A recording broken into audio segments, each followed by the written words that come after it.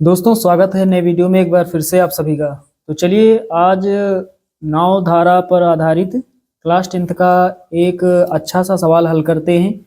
इस तरह के सवाल क्लास 10th के बोर्ड एग्जाम में 6 अंक के लिए पूछे जाते हैं। तो यहाँ पर सवाल आपके सामने लिखा है, एक नाव चालक नदी के बहाव के प्रतिकूल 10 किलोमीटर दूरी तय करके 50 मिनट में उसी स्थान पर लौट आता है। यदि नदी की चाल 5 किलोमीटर प्रति घंटा है तो स्थिर जल में नाव की चाल ज्ञात कीजिए।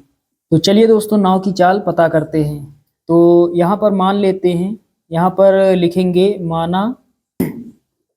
माना नाव की चाल x किलोमीटर प्रति घंटा। उसके बाद दोस्तों सवाल में दिया गया है नदी की चाल यानी धारा की चाल। तो यहाँ पर लिखेंगे धारा की चाल। धारा की चाल हमें दी गई है, बराबर का साइन लगाएंगे। यहाँ पर लिखा है 5 किलोमीटर प्रति घंटा, तो 5 किलोमीटर प्रति घंटा ये हमें सवाल में दिया गया है। उसके बाद और क्या दिया गया है, यहाँ लिखा है 10 किलोमीटर दूरी दी गई है। यहाँ पर लिखेंगे दूरी हमें दी गई है 10 किलोमीटर। चलिए दोस्तों अब सवाल पढ़ते हैं। लिखा है एक नाव चालक नदी के बहाव के प्रतिकूल। दोस्तों प्रतिकूल का मतलब क्या होता है? प्रतिकूल का मतलब होता है विपरीत दिशा में। दोस्तों प्रतिकूल का मतलब होता है विपरीत दिशा में, यानी नाव की चाल इस दिशा में है तो धारा की चाल इस दिशा में है। दोनों एक दूसरे से विपरीत हैं, दोनों एक दूसरे के प्रतिकूल हैं। और दोस्तों अनुकूल का मतलब होता है एक ही दिशा में, एक ही ओर, यानी जिस ओर नाव जा रही है उसी की तरफ, उसी दिशा में धारा भी बह रही है। नदी की धारा भी उसी दिशा में बह रही है, दोनों एक ही दिशा में बह रही हैं। तो अनुकूल और प्रतिकूल का मतलब आप समझ गए होंगे। यहाँ पर सवाल में ऐसा दिया गया है, यहाँ पर लिखा है एक नाव चालक नदी के बहाव के प्रतिकूल, यानी नदी की जो चाल है, धारा की जो चाल है वो दूसरी दिशा में है और नाव की जो चाल है वो दूसरी दिशा में है। तो यहाँ पर चाल पहले निकाल लेते हैं। तो यहाँ पर लिखेंगे नाव की चाल धारा की दिशा में, बराबर का साइन लगाएंगे। नाव की चाल हमने मानी है x और धारा की चाल हमें पता है 5, तो दोनों को जोड़ देंगे। नाव की चाल धारा की दिशा में, यानी जिस ओर नाव जा रही है उसी ओर धारा भी बह रही है, तो दोनों को जोड़ देंगे, नाव और धारा की चाल को जोड़ देंगे। और बगल में लिखेंगे दोस्तों किलोमीटर प्रति घंटा।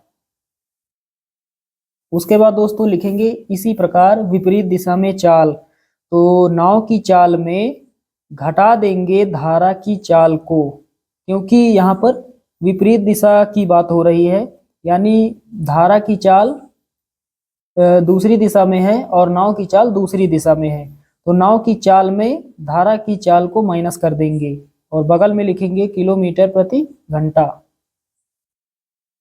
तो साथियों यहाँ पर नाव की चाल धारा की दिशा में हमने निकाल ली और नाव की चाल धारा की विपरीत दिशा में हमने निकाल ली।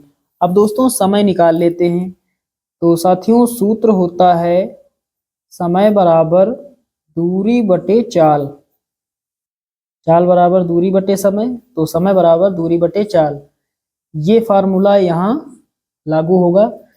चलिए दोस्तों एक बार नाव द्वारा धारा की दिशा में लगा समय निकाल लेते हैं और एक बार नाव द्वारा धारा की विपरीत दिशा में लगा समय निकाल लेते हैं। तो यहाँ पर लिखेंगे नाव द्वारा धारा की दिशा में लगा समय, बराबर लगाएंगे। समय बराबर होता है दूरी बटे चाल, दूरी का मान दिया गया है 10 किलोमीटर और यहाँ पर बटे में चाल है। तो नाव द्वारा धारा की दिशा में हमने यहाँ पर चाल ज्ञात की है x + 5, बटे में लिखेंगे x + 5।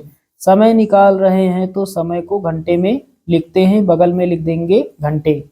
यानी इतने घंटे का समय लगता है नाव द्वारा धारा की दिशा में। अब दोस्तों इसके बाद लिखेंगे इसी प्रकार विपरीत दिशा में लगा समय, बराबर लगाएंगे। समय बराबर दूरी बटे चाल, दूरी का मान पता है 10 और बटे में चाल। विपरीत दिशा में चाल हमने ज्ञात की है x माइनस 5, बगल में लिखेंगे घंटे। चलिए दोस्तों हमने समय भी निकाल लिया। अब दोस्तों इसके बाद लिखेंगे प्रश्नानुसार।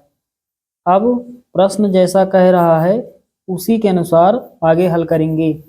तो ऊपर लिखा है, एक नाव चालक नदी के बहाव के प्रतिकूल 10 किलोमीटर दूरी तय करके 50 मिनट में उसी स्थान पर लौट आता है। यानी नाव चालक जो है वो पहले जाता है और फिर लौटकर उसी स्थान पर वापस आ जाता है, और ऐसा करने में उसे 50 मिनट का समय लगता है। तो नाव द्वारा धारा की दिशा में लगा समय 10 बटे x प्लस 5 और नाव द्वारा विपरीत दिशा में लगा समय 10 बटे x माइनस 5। तो नाव चालक द्वारा नाव की दिशा में लगा समय और नाव चालक द्वारा नाव की विपरीत दिशा में लगा समय, दोनों को मिला करके उसे समय लग रहा है 50 मिनट का। 50 ये मिनट में दिया गया है, बगल में लिख देंगे मिनट। ऊपर से 10 कॉमन मिल जाएगा तो 10 कॉमन हो जाएगा, यहाँ 1 बचेगा, नीचे कितना x प्लस 5, प्लस लगाएंगे, ऊपर 1 बचेगा क्योंकि 10 हमने कॉमन लिया है, नीचे कितना x माइनस 5 बराबर में 50। दोस्तों ये 50 यहाँ पर मिनट में है, इसे घंटे में बना लेते हैं तो 60 से भाग दे देंगे।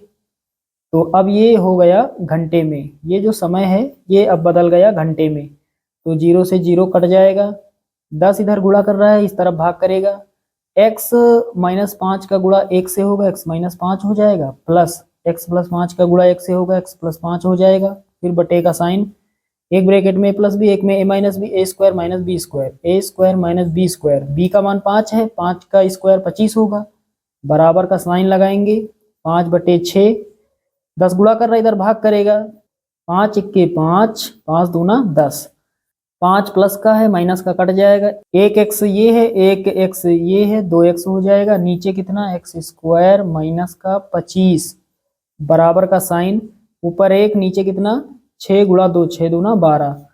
अब आगे हल करते हैं, 12 का गुणा 2 से होगा, 12 दूनी 24 x हो जाएगा, बराबर का साइन, एक्स स्क्वायर माइनस 25 का गुणा 1 से होगा तो एक्स स्क्वायर माइनस का 25। अब दोस्तों आगे हल करते हैं, 24x इधर प्लस का है, इधर आएगा माइनस का हो जाएगा, तो पहले एक्स स्क्वायर माइनस का 24x और माइनस का 25 बराबर 0। अब हमें करना है इसका गुणनखंड, तो लास्ट में है 25, गुणा करने पर कितना आ जाए 25 आ जाए, 25 के आगे है माइनस, माइनस का मतलब घटाने पर कितना आ जाए, x का गुणांक कितना है 24। ऐसी दो संख्याएं पता करनी है जिनको हम आपस में गुणा कर दें तो 25 प्राप्त हो जाए और घटा दें उन्हीं दोनों संख्याओं में एक संख्या को तो 24 मिल जाए। तो साथियों यदि हम 25 का गुणा 1 से करेंगे तो 25 प्राप्त हो जाएगा और 25 में घटा देंगे इसी एक को तो हमें मिल जाएगा 24। तो 24 के स्थान पर हम लिख सकते हैं 25 माइनस 1। चलिए यहाँ रख देते हैं, सबसे पहले एक्स स्क्वायर माइनस लगाएंगे, 24 है, 24 के जगह पर हमें लिखना है 25 माइनस 1, एक्स को बाहर लिखेंगे, फिर माइनस का 25 बराबर 0। चलिए दोस्तों आगे हल करते हैं, सबसे पहले एक्स स्क्वायर माइनस 25 का गुणा एक्स से होगा 25x हो जाएगा, माइनस माइनस प्लस 1 का गुणा एक्स से होगा यानी x के x हो जाएगा, माइनस का 25 बराबर 0। अब एक पार्ट ये, तो ये जो पार्ट है यहाँ से x कॉमन मिलेगा तो x माइनस 25 बचेगा और प्लस लगाएंगे, यहाँ कुछ कॉमन है नहीं तो 1 मिलेगा, तो 1 कॉमन लेंगे तो कितना बचेगा x माइनस 25 बराबर 0। अब दोस्तों x माइनस 25 यहाँ पर है, x माइनस 25 यहाँ पर है तो x माइनस 25 कॉमन हो जाएगा, अगले ब्रैकेट में x प्लस 1 बराबर 0। दोस्तों यहाँ पर बीच में प्लस लगा है, इसे हल करेंगे माइनस में मान आएगा तो इसे हम हल नहीं करेंगे, ये पार्ट हल करेंगे। ये माइनस में है, ये हमें धनात्मक मान देगा। तो यहाँ पर लिखेंगे जब x माइनस 25 बराबर 0, तो x बराबर कितना हो जाएगा, माइनस का 25 इधर आएगा प्लस का 25। x का मान हमने निकाल लिया है। x को हमने क्या माना है, हमने माना है नाव की चाल, माना नाव की चाल x किलोमीटर प्रति घंटा है। तो साथियों यहाँ पर लिखेंगे अतः नाव की चाल, अतः नाव की चाल x का मान कितना 25 किलोमीटर प्रति घंटा है।